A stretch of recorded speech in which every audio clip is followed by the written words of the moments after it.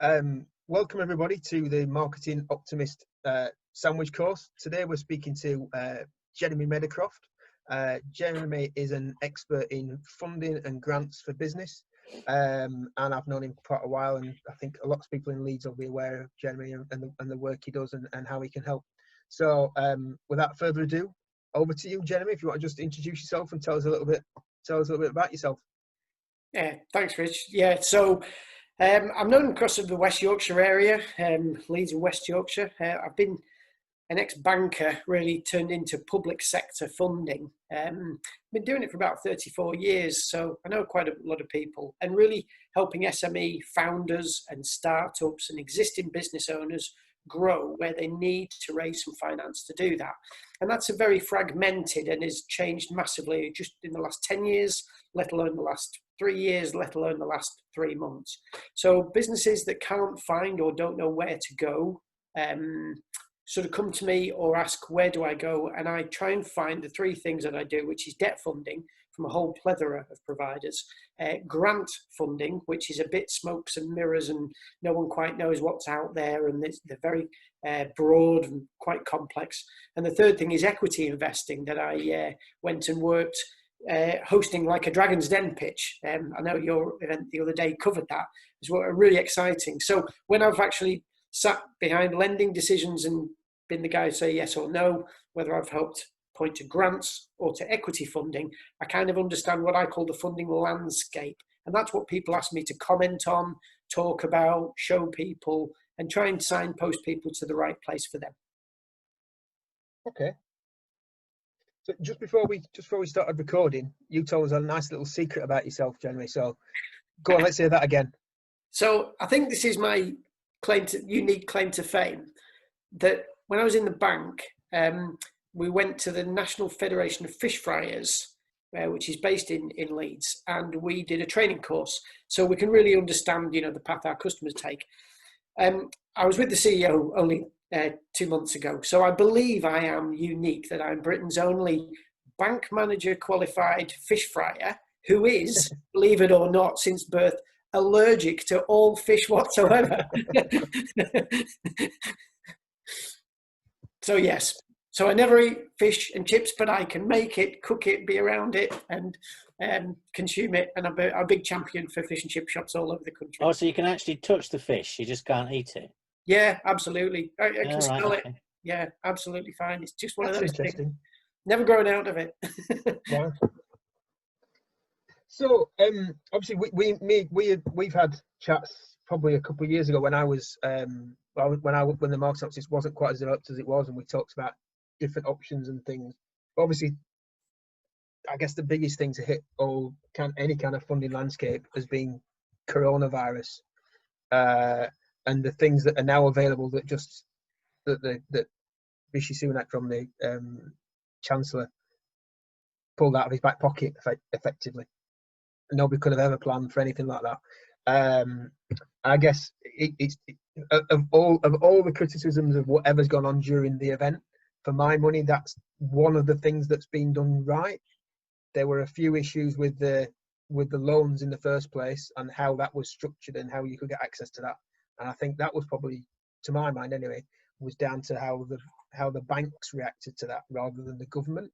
And then, to my mind, and it has, again, the banks must have had a bit of an earful from the government and loosened that up, and then a lot more of the funds were released.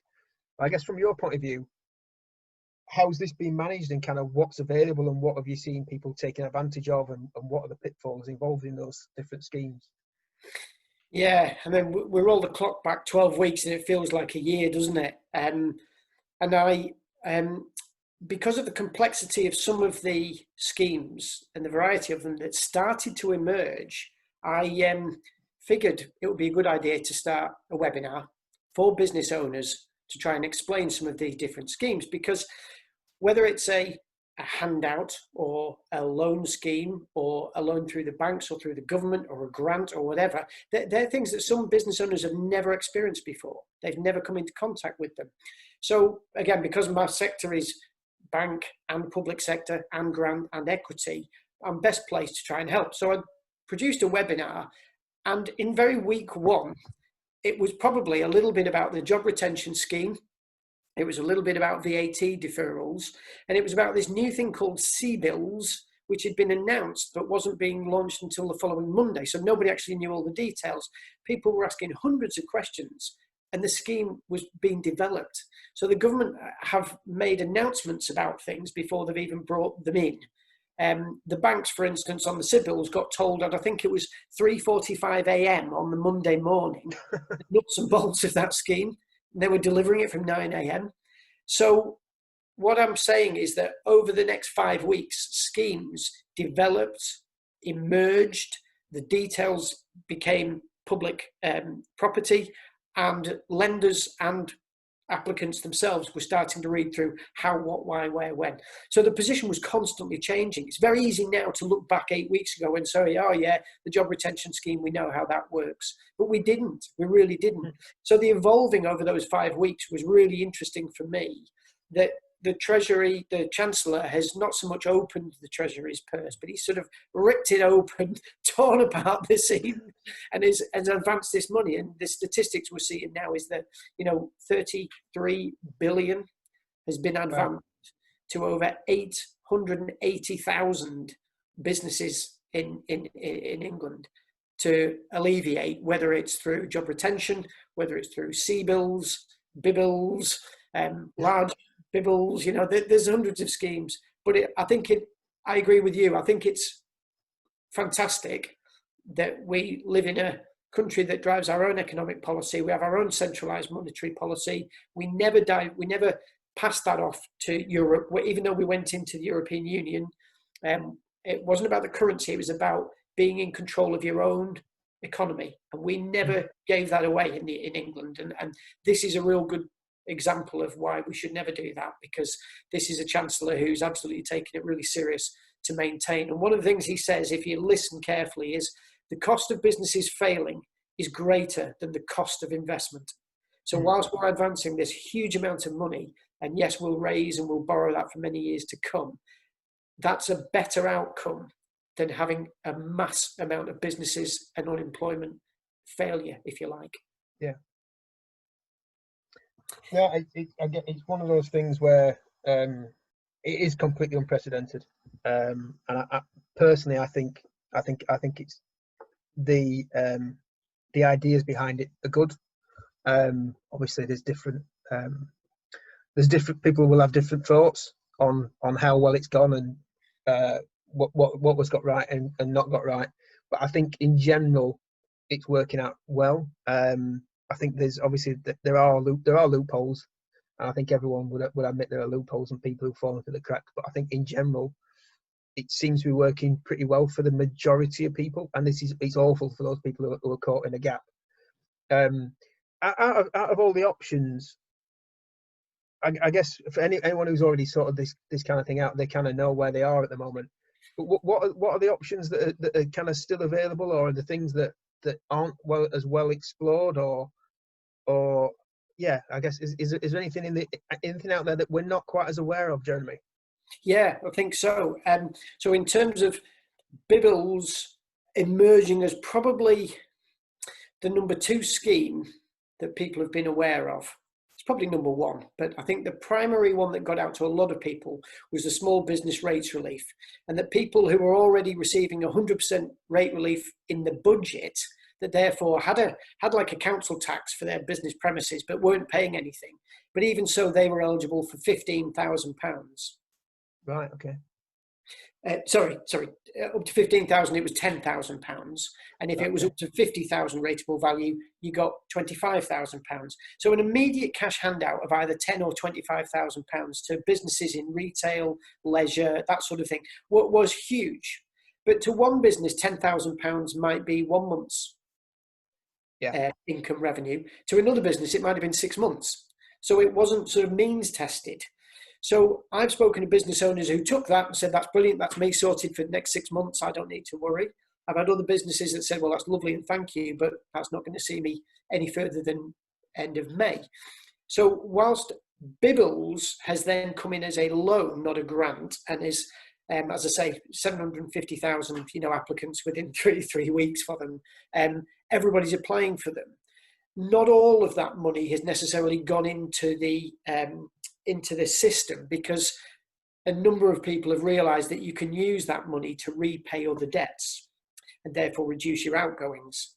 But what that means is you're just passing the money around from one debt to another. So somebody might have applied for a Bibbles loan now for £50,000, no interest, no repayments for 12 months, and then it converts to a 5-year loan. But at 2.5%, that's probably cheaper than the car loan or the asset finance they had, or the bank loan, or whatever it was. So a lot of people will have taken those loans not to inject that capital into the system, but just to move the debt around to one or two other lenders. But to answer your question, whilst Bibbles has then primarily been the biggest delivery to most people as they've understood it, people who've fallen through those gaps that you speak of, I had a nursery recently who is trading out of a church hall. So they don't pay business rates. Their business rate relief went to the church, the landlord, not to the children's nursery before and after club, and therefore they weren't eligible for any of those grant funds. Richie Sunak has subsequently recognised some of these gaps and has tried to plug them where he can, and has given local councils a discretionary fund, a much smaller fund, but nonetheless, these last 2 weeks we've seen Wakefield were first, followed by Leeds. Bradford are now on board, and Calderdale and Kirklees, who've always been quite quick, have got a discretionary fund for people who weren't eligible for any other grants, but nevertheless have some kind of premises costs through rent and utilities, and that's a small amount, between £2,000 and £8,000, and you can apply for that right now. I've appointed 3 clients this week to their council's website to apply for that. So if they can prove their rent, if they can prove their utilities, they can prove 1 or 2 overhead costs, the council are looking to make a 50% contribution to those people. So, there are some even more handout schemes, support, call it what you like, cash to enable businesses to weather this storm that they didn't bring about themselves. And, they're doing their best to weather through it. But most businesses, and there's been a few reports recently about business owners have been surveyed en masse and have said they've probably got enough capital reserves, personal reserves, to get through sort of 6 months. But that's all. So the fear is sort of from April, if you like, to October, by sort of November, most people will be running out of, they've used the grant, they've used the loan, they've used the savings, they've used that. And so that's really, we're going into a winter of concern for a lot of people. I mean, that discretionary fund, for me personally, is quite interesting. I'm in an office space, and I pay my rent to them, but I wasn't eligible for any kind of relief. I do know people who did get that initial that 10-25 grand that you talked about.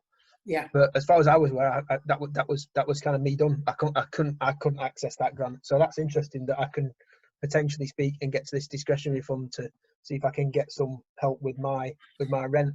Absolutely. And also being able to defer some payments. So whilst you still have to do your tax return, you still have to submit your VAT return for businesses that are VAT registered, you can defer making that payment.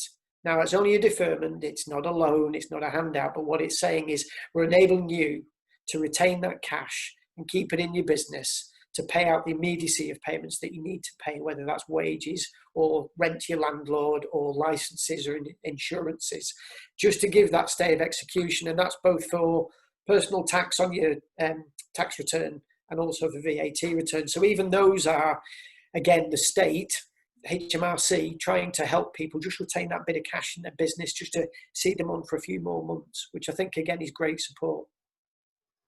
Okay. And I guess as we're moving through this, have you any thoughts or indication as to, I guess, what might happen as we start to ease out of this? Are you seeing any kind of information on what's going to go coming through? Because obviously the furlough scheme is due to end. I'm not entirely sure when, but they are already flagging up that the furlough scheme will come to a halt at some point. Have you got any thoughts on what will happen at that point? Yeah, so there's some great stats available, and I post these regularly to just help illustrate the job retention scheme is costing this country 15 billion per month. So clearly the Treasury can't sustain that forever, and depending on how and when lockdown releases, whether it's staggered, and we talk about Nike swooshes as opposed to hockey sticks and all this sort of talk, but nobody quite knows how quickly social distancing and getting back into the volumes of processing customers through a shop in an hour that you could before. And whilst there's no solution in place yet, social distancing will still probably stay in some form for quite a bit longer than we think. Businesses are not going to get back to the level of turnover in places like retail that they were before. So you think, well, what will that look like in terms of how we get back? With the easing of salaries through JRC, Job Retention Scheme, up until October, that's great. But as I say, October, November, because it's costing the government so much money, they're looking to reduce the contribution. So whilst at the minute they pay 80% remuneration to businesses, that will then drop to 70%. It will then drop to 60%. So companies who are using that scheme are going to feel that they've got to contribute more and more and more. And that's probably quite right, really. So that it's not a bullet stop. It's a gradual reduction of that support. But that's where businesses at the minute, probably some of them even topped up that 20% and said, we'll accept 80% from the government and we'll look after people.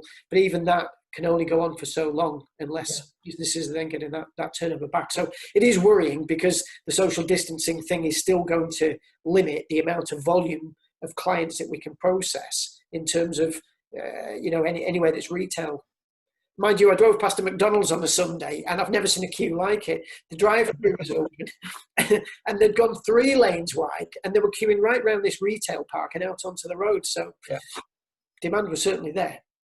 Yeah, I mean that's one of the things that I'm speaking to people about from a marketing point of view is, to my mind, you keep marketing through all this as much as you can survive to do that, because there is a pent-up demand. I know we've got clients who sell furniture and carpets and other services that obviously people aren't going to be buying at the moment per se, but there's kind of people. I mean, I sit around and I'm sure you're the same, working at home all the time, looking at my carpet and going, that's a lot more wear than it normally had, and the walls need painting and we could do with some new furniture and all those things. So there's kind of a pent-up demand. But from a marketing point of view, a company needs to kind of maintain that a level of presence so that they are still top of mind when it comes back. Because if you've not heard of DFS, I mean, DFS actually a classic. They've only just started re-advertising again. I've not seen a DFS advert until kind of last week. I saw one last night. Yeah, they've seen that the lockdown is easing, and they're going, okay, so now people are going to want to buy sofas again. So we'll put our heads above the parapet. Yeah, and I think that's key for people not to kind of shy away and just kind of be a hermit and go, oh, well, because again, referring back to one of the other webinars I did about sales, and I did a really good one with Chris Rabbit about sales, and he was saying from kind of a standing start, it can take up to 3 months to complete a sale. So if you only start making your sales kind of when the lockdown eases, whenever that is, you've got an struggle to get any revenue coming in for, I don't know, let's say it is next week, it's June, July, August, September before you get any revenue coming in. That's 3 months where you're still struggling on this revenue. So I think a lot of the companies just need to, I'm not sure what the magic bullet is, but how they ease themselves out of that to get that selling and marketing process going, and a production process as well. Obviously, if that doesn't start, you can't suddenly fulfill orders that appear because you've had no production for a while. So it's going to be interesting how businesses get that feed going again. Yeah, I know. Just on those comments you just said there, I watched a live football match last night from Portugal, Benfica. Whilst the stadium was empty, all those seats, they'd taken the opportunity to put more advertising banners up there. Yeah. So there's much bigger adverts for product placement and whatever it was. So I thought, so even there they've taken advantage. The marketing of the sports brand still wants to take place because it's people watching on television. Yeah. So, you know, I know it's not like for like replacement, but it's where people have pivoted or adapted and thought, well, what can I do? What are the opportunities there? That's great. And the other thing in terms of marketing that you're saying there, which I believe is key, those webinars that I did every week for 5 weeks. There was no fees. There was no charges. There was no costs to come on. There was no commissions. Absolutely zero. It's about helping people. Yeah. When you do the right things in times of need like that, it's like the law of attraction, isn't it? You know, if you give out good things, you should get good things back in due course. You know, it's not a like for like. It's not a scoreboard. But when you go around helping people, then, you know, normally good things happen to you. And if your marketing isn't selling, if your marketing is, you know, giving value, giving advice, giving content, giving pointers, giving, you know, the number of free webinars that have been on in the last 3 months, wow, you know, I could be all trained out, you know, the things you can go on and learn. And you feel for the people giving it, because you're thinking 3 months ago they were charging £100 for this course, you know. But ideally you'd like to think that they're raising their brand awareness and saying, when we get back to different times, we'll go, well, I remember you gave out a load of free content when you didn't need to, and I'll remember that. So I'm going to place my business with you because of that. I'd like to think so. Yeah, I mean that was part of the reason that we swung into doing more webinars. We were doing webinars previously, but then when it hit, it was like, okay, so let's get out there. Keep out. I mean, it's partly a little bit selfish because you keep yourselves top of mind. We also, I mean, Russell's on this call. We also reached out to people like you and Russell and other people who we knew to kind of do a little bit to kind of help raise their profile too. So we didn't kind of go, this is all about us. It made a lot of sense for us to kind of go, okay, so we know there's lots of people. We know lots of people. Let's see if we can get them to share their knowledge and hopefully build up a bit of their coverage as well. Russell's giving me a thumbs up. Thanks, Russell. And again, speaking to Chris Rabbit a bit ago on that sales thing, he posted it and said that from the webinar that we'd done with him, he'd actually got some people have been in touch with him about giving him in leads or contacts. So it is that kind of giving back. It's useful for me because that means I'm getting loads of content from my website, but I'm also hopefully getting lots of goodwill, and it shows that I'm bothered about helping and supporting other people as much as I'm running the business. I need to feather my own nest a bit as well. Obviously, it's not all altruistic, but if I can help other people prosper as well, that makes a heck of a lot of sense to me. And I think that's the case, isn't it? You know, whether you ask for feedback or you use case studies to explain, people say the benefit of this person or the value they added to me was, and all the time, the content you're giving out or the tidbits of information, for me, it's sometimes solving people's problems that moves them on that next step. And I see what they achieve and I feel embarrassed to take any kind of accolades from it, but they say, no, because you got me past that step. You introduced me to these people or this place where I accessed this other thing. And I think, well, I've got a very small part in that, but never underestimate the value of sometimes the smaller parts, because they really do. The workshops I run, I was delivering, to probably a dozen people and they were all taking notes and going away. That's fine. You can do some of that online. You can do some of that through just general knowledge that you put out. Some of it is one-to-one. So some people will say, look, I've heard you, I've listened to you, I've seen you enough to know that I want to work with you. And hopefully that's where, as I say, if you give out the right things in times of need, then hopefully that comes back to you in lots of different ways. Cool. So Russell and Colin, hello Colin. You kind of snuck on once we'd started already. Do you have anything you'd like to add? Any questions you've got for, I guess, either me or I guess more predominantly Jeremy? So no is the short answer. The longer answer, but I really appreciate it. The reason that I came on the call, it was to just have a listen to some other people around what's the general state of play of the economy in the universe, thinking about it from my own point of view around I have been doing all of those things around being present on Yeah. doing social media and marketing just throughout all of this, trying Yeah. to provide support and provide pointers and offer ideas. And it is just trying to gauge when some element of people being able to buy certain services, Yeah. when that might come through again. And I know there isn't an answer. You know, I've got a thing in my head in a minute around of just beware of snake oil salespeople. If there's anybody that comes out at this moment and says, I know the answer, it's like, Yes. I've got a bit of a bugbear around. Actually, nobody's got the answer. Yeah. What we will need is going to emerge. So the Yeah. skill to sort of develop is be ready for whatever it is that emerges. That's the skill and the capability to develop. Yeah. So sorry, it was great to listen to, you know, what are the things that are out there. Still toying with the idea whether I may come to you, Jeremy, and go, just from my point of view, is it something I could go for? There was a lot of things that wasn't eligible for, and there were a few choices where I went, I'm just going to leave it for now. But it's striking that balance between, if not too many more things come in, many more months down the line, then I'm going to be in a slightly different financial position and go, oh Christ. So yeah, that's that balance I'm trying to strike. You know, picking up on what Russell said, I think he epitomises the sort of companies that should actually be on this Zoom presentation, because Jeremy is one of probably the best people to be able to put across what's happening and all the initiatives that the government have brought in a clear and concise and understandable manner. And that's what a lot of companies need.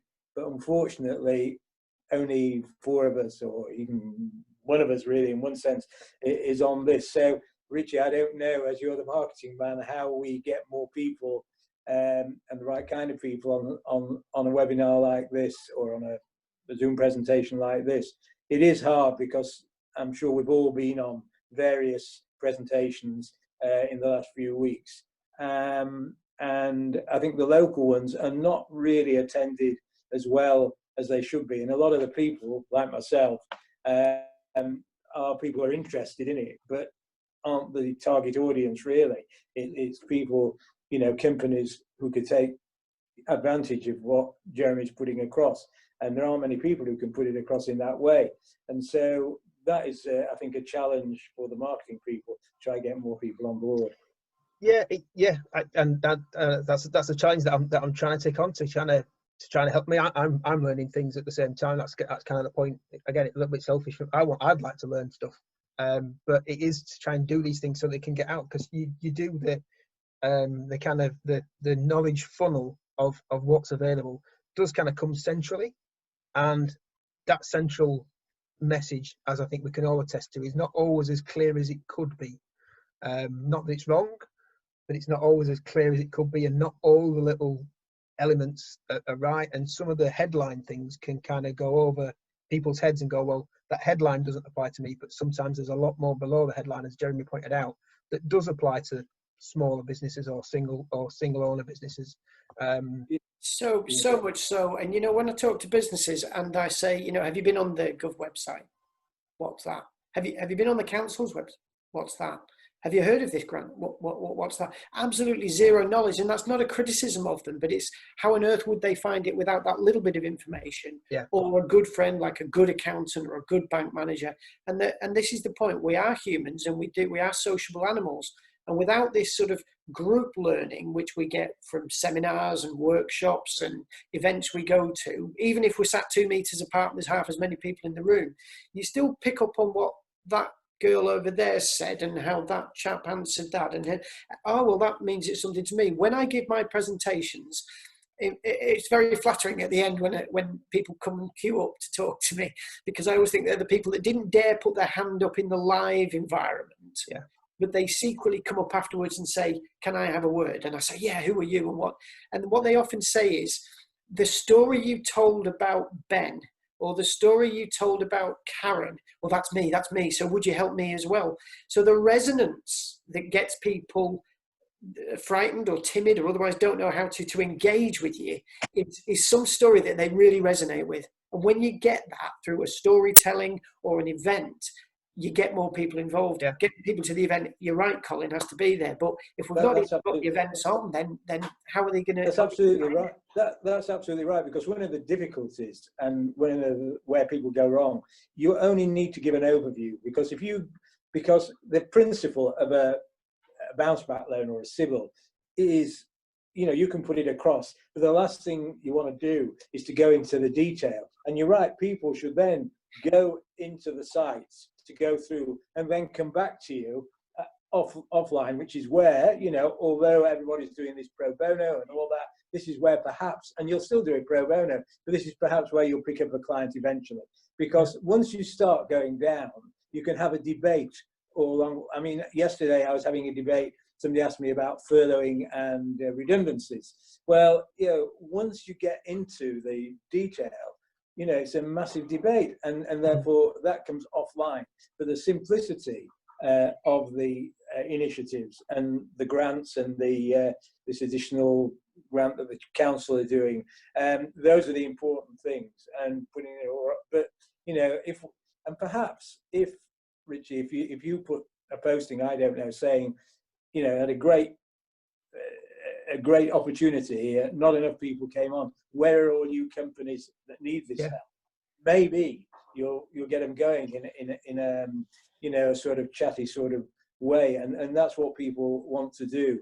Well, that's it. I've marketed it out, and people are here. If they're here, that's fine. But it is a bit of a shame, because they got the opportunity at this point, like you two did, and myself, to ask Jeremy some questions. And he's not. We can't go into detailed. I'm not going to sit and ask Jeremy about all my finances and exactly how I work, because this is not the forum to do that. Go for it. but at least I can put a few things out there, and then if I need to, I can catch up with Jeremy for a more detailed discussion, as I'm sure you guys could if that's what you need. So it is a bit of a shame that other people haven't taken it up. I guess that's kind of the point of me recording this, and it'll go on YouTube and it'll go on LinkedIn for people to discuss. And on that subject, you're going to have to excuse me, because I'm running behind now for no worries. 30 in the morning. But it was good while it lasted, and we'll keep in touch. And thank you, Colin. Let's see what the next one is. Okay. Lovely. Thanks a lot, Colin. Thanks a lot. Bye-bye, Colin. I think from the marketing point of view, it might be stating the obvious. I think there's multiple extra layers of overwhelm on people as human beings to just know what they need to do. I think there's an absolute classic element of the fight, flight, or freeze, in terms of I have to rescue my business, or I have to just look after my immediate environment and my family. So there's an extra layers of subconscious closed offness. In the general business world, we're often open to these ideas around, things are going okay, so I feel as though I can look up and I can actually spare some brain cells for these ideas. And I think just all of that is just gone. So how people make decisions, which is what this is about, and I need to make the decision to actually think about, is this okay, and do I need to talk about it? Do I need to go to somebody and ask about it? There's just too much, and it's the extra layers of how do you find a chink in the volume of I don't know. I know what you mean. And I think on top of all that, there's a fair amount of Zoom fatigue as well. I think people are just exhausted. Yeah, there is a bit. Yes. You know what I'm not, though? I'm not. I don't want to say this. I'm never bored. People who come on, I'm not bored. Say, I'm bored after 12 weeks. There's so much interesting things to do. Have you ever, have you ever looked in a library? Have you ever, there's just fascinating in some of the things you can find out about. It's given me some more time, which is why I might be zoomed out. But it's zooming into things that I'm interested in. I'm not going on things. But I scour and I'm curious about finding things that interest me. And then I bring that into my daily life. If it's not relevant, I don't do it again. But people have got to have some degree of curiosity. It can't all be about, oh, nobody's told me about that. Nobody's called around here. Last Saturday morning, very briefly, I was driving up through where I used to live, and I called in at a business because he was open, and I pulled into the drive and I said, "You don't know me?" And he said, "Yeah, what can I do for you?" I said, "Have you got a minute?" And he said, "Yeah." And I said, "Well, 5 years ago, I brought my son to a technical college, and on the way home, he was open, and I was pointing these CAD machines. I was explaining it to my son. He walked out of his business and said, "Can I help you?" And I said, "I'm just pointing in your factory." He said, "Come in." He gave me a tour.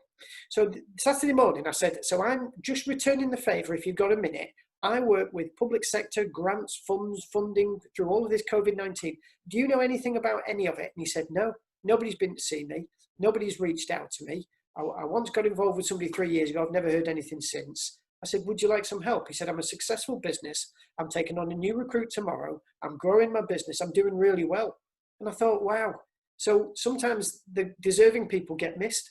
Yeah. So I connected him in on Mondays. I've emailed him and I've sent him details of the SBRR grant fund, the bounce back loan scheme, the job retention, and it's like, now, is that a job of marketing, or is that his job to be curious about what's out there?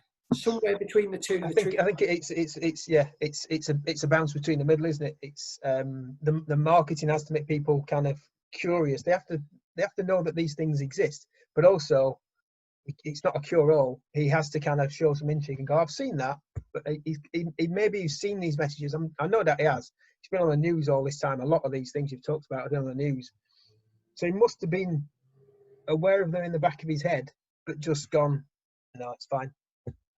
And there's only so much you can do at that point. So there's joint responsibility, isn't there? There is, of course. There is, yeah. It's nobody's fault, and pointing fingers isn't going to get anybody. No, absolutely not. No. People always say, if you want something, reach out for it and explain. If you ask how you can get something and how you deserve it, well, you'll get an answer. Just ask for something you want. Absolutely. So I guess just before we wrap up, Jeremy, could you just really briefly go through the things that you would say people need to look at or now if they've not already looked at it? Yeah, tell us everything that's on offer in 30 seconds, Jeremy. So, just the main everything. In 30 seconds, have a look at my LinkedIn, have a look at my blogs on there, some information. There are some schemes there. There's a government website that's really good. It just click on business support and it runs you through. I'm available on LinkedIn. I always leave my personal email and my personal telephone numbers available. Happy to help and support people. Obviously, I have my little business Horizon 8, which helps people in terms of I give presentations on this, I give workshops on this, or I help businesses one-to-one, and that's my business Horizon 8. But yeah, look me up, give me a call. Any way I can help, indeed, I'll do so. But we're all in this together, and the reason why there's people like you and me here is because we understand the benefit of having a network. Yeah. And that's the true value. Excellent. Lovely. Well, thank you very much, everybody. Thank you. We've got another webinar coming up in 2 weeks' time. I've just got to get out the title of the person who's going to come on it. I know it is, but she needs to give me a title so I can kind of get it going. So thank you very much, and we'll see this. This will be on YouTube in a while. Lovely. Thanks ever so much. Cheers.